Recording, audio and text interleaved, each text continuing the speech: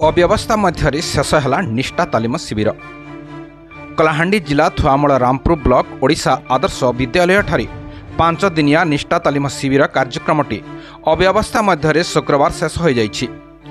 थुआमूल रामपुर गोष्ठी शिक्षा विभाग द्वारा आयोजित यह कार्यक्रम प्रथम पर्यायर 50 जन शिक्षक और शिक्षयित्री मानक नहीं निष्ठा तालीम दियाजिबार व्यवस्था रही बेले 35 जन पाखापाखि शिक्षक और शिक्षयित्री माने एही तालीम शिविर रे अंशग्रहण करिथिबा बेले बाकी शिक्षक और शिक्षयित्री माने अनुपस्थित रहिथिले।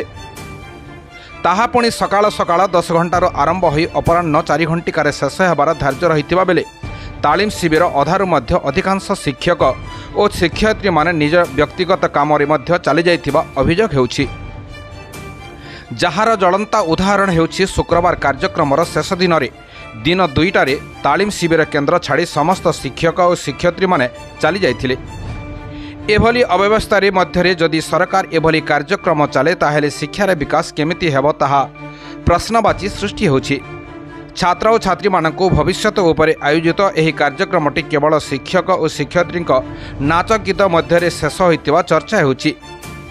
निष्ठा तालीम शिविर रे अंशग्रहण करिथिबा शिक्षक शिक्षयित्री मानक पई खाद्यपेय बाबद को आसीथिबा अनुदान को हरिलुट करिबा सकाशे दायित्व रे अधिकारी बाबू जनक चाल करिथिबा जोगु एही गुरुत्वपूर्ण निष्ठा तालीम शिविर कार्यक्रमटे अव्यवस्था भितर शेष होइथिबा खबर मिलिछि।